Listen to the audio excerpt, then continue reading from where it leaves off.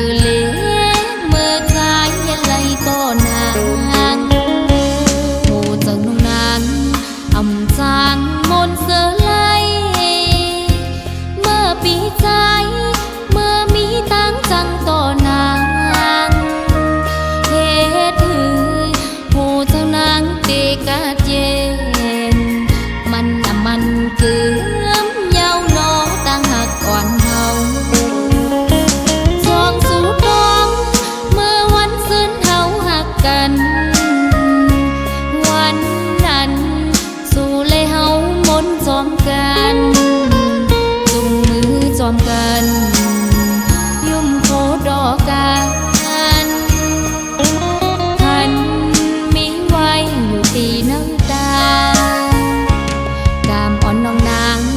อำเธอไกลใจเย้าเฮาสู่ใจจอมเสือจอมโกมือลาใจเอ่ยเฮาสู่เสือจอมโกมือสัจจารู้แล้วอำมึนมืออ่อนตั้งไหลนางน้องเตย้อนซุ้มหักเสและมือ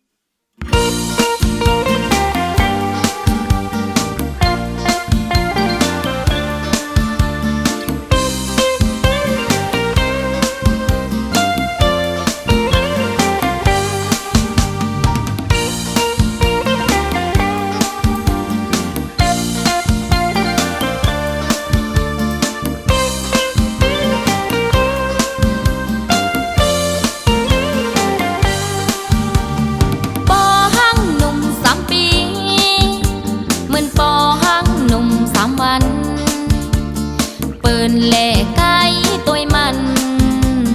สายปอหังห่างมีอำหันเธอไปจอมอำมีเธอจอมทรงกว่าเลยก็เร็วยิ่งตัวยิ่งแค้นมาถูกตาปากหวานเซ็งลัดกวางไปป้านาอ่อนยุ่มสื่อจูเจอเฮาเมาปอหังในหยาบเกินหมอกปันนังไหลเหือสู่มีจูเย้าแน่ปอไปมีแค่นี้ใจปอหังหนุ่มขี้อุ่นเจอนังปอหังอ๋อมันหักก็ถูกเจอนังถูกเจอนังปอหังอ๋อมันหักก็อุ่นเจอนังตีนวลก็ปอหังตีกินก็ปอหังตื่นมาก็ปอหังปอหังปอหังจันตึดเอามาโคจังอำเลอสังเย้าโหเจออ่อนนางปอหังหนุ่ม3 ปีเหมือนปอหังหนุ่ม3 วันเสียงข่าวลือปานนั้นใจปอหังหนุ่มขี้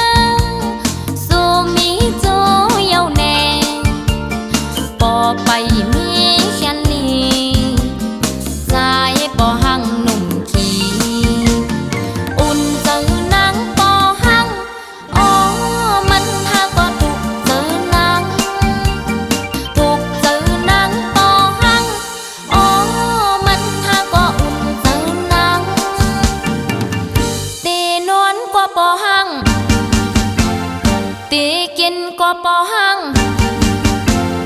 ตื่นมาก็ปอหังปอหังปอหังจันตึนเอามาโคจังอำเลอสังเย้าโหจอนนาง ต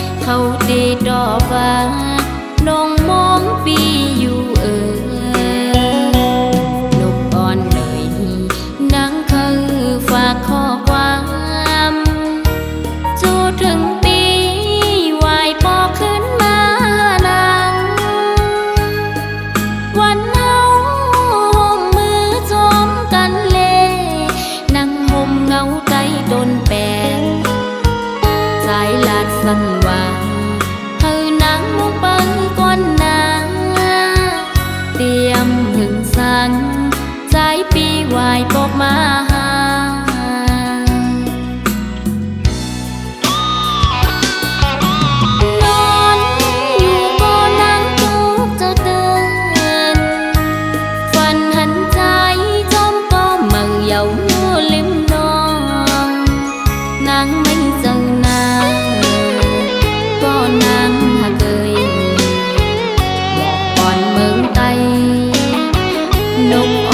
เขาก็ลมมองเหมือนนางมองปีอยู่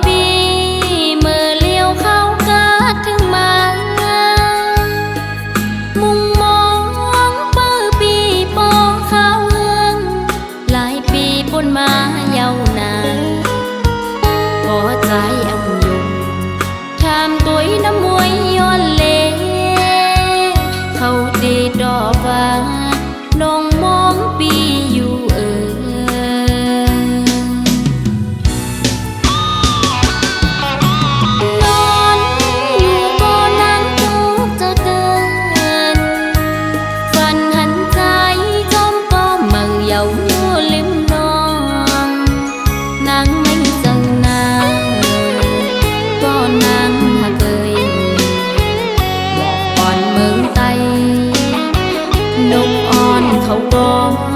ลมมองเหมือนนางมองปีอยู่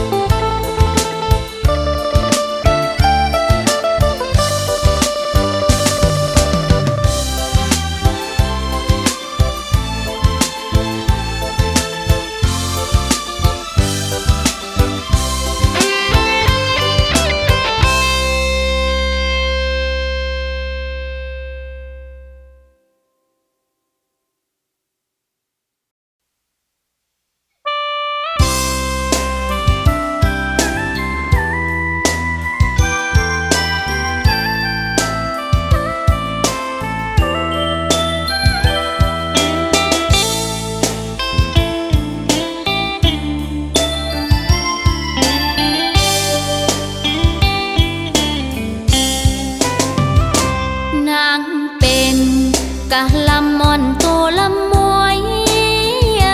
สู่ปีใจเสมือนนกยุงหางสาอำกึ่งกันไหลหมื่นตองฟ้าแลลินมันห่างกันนาเพราะว่ากาลำอ่อนมองจัง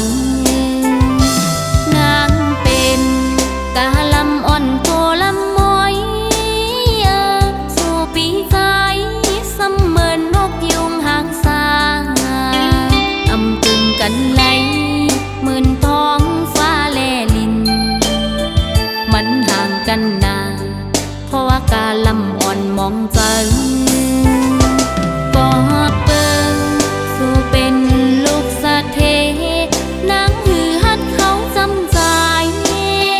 เหมือนดังน้องนางซ้ำเป็นคนตุกปนทานตาจัดในเต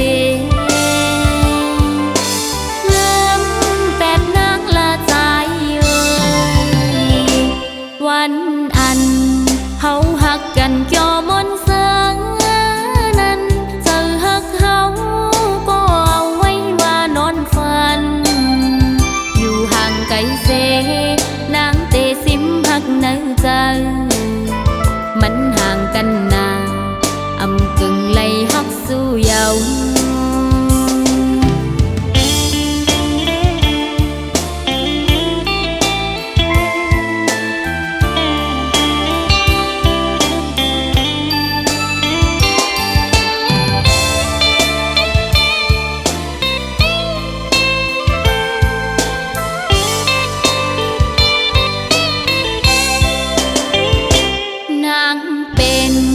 กะลำมอนโตลำมวยสู่ปีใจเสมือนนกยุงหางสาอำกึ่งกันไหลหมื่นตองฟ้าแลลินมันห่างกันนาเพราะว่ากาลำอ่อนมองจังกอดเปิงสู่เป็นลูกสะเทนางหือฮัดเขาจำใจ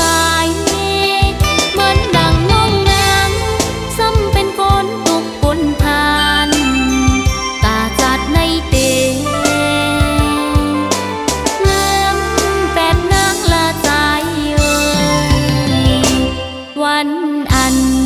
เฮาหักกันเกี่ยวมนเสืองนั้นเจอหักเฮาก็เอาไว้ว่านอนฝันอยู่ห่างไกลเสนางเตสิมหักในใจมันห่างกันนาอำกึ่งไหลหักสู้เยาว์มันห่างกันนาอำกึ่งไหลหักสู้เยาว์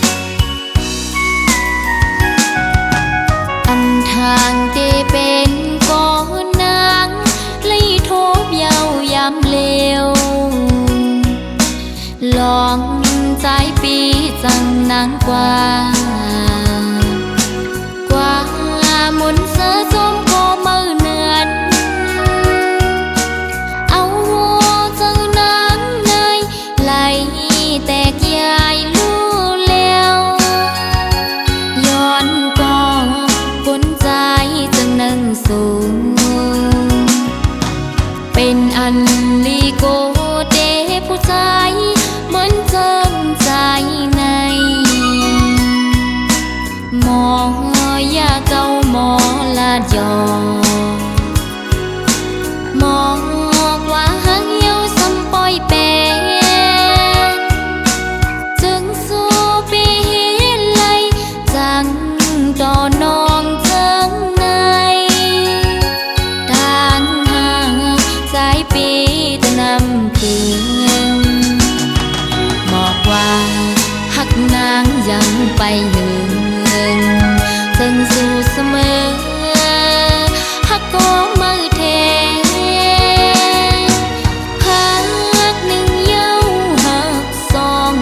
หักสามหักสี่กองอำมองไว้กะคันผู้หญิงหักเธอก็เลยก็อำตึมไหลมาโคเจอสายเปสั่งเปมานำ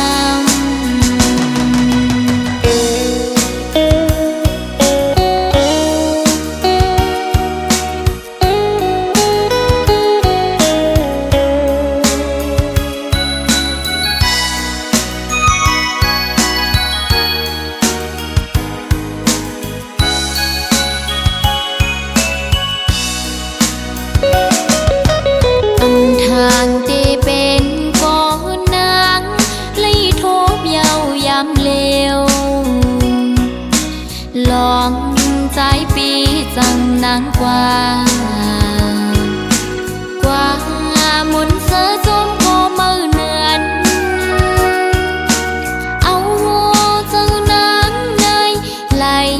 แตกยายลู่แล้วย้อนก็คนใจจังนั่งสูงเป็นอันลีโกเดผู้ชายเหมือนเจิมใจในหมอยาเก่าหมอลาดยอมองว่าหางเหี่ยวซ้ำปอยแปนจึงสู้ปีไลจังต่อนองเจิงในทางห่างสายปีตะนำคืนบอกว่าหักนางยังไปหึงจึงสู้เสมอหักก็มือเทหักหนึ่งเย้าหักสองหักสามหักสี่กองอำมองไว้กะคันผู้หญิงหักเธอก็เลยก็อำตึมไหลมาโคเจอสายเปสั่งเปมานำมาโคเจอสายเปสั่งเปมานำ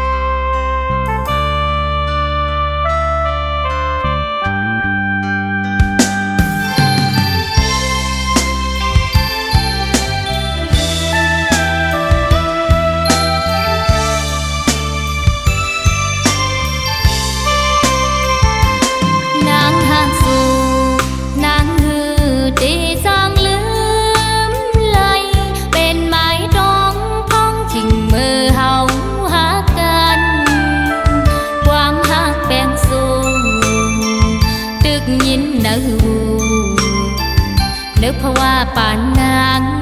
หักอ่ำมีวันลืมเยาข้าววันหึงปนกว่าก็อ่ำจางลืมไหลกามสู่เฮามันไปกึ่งคืนทบกันเย็นเจอเสก่อนความเฮามันกันสายก็เหลียวโกยมีไว้ในใจอ่อนนาง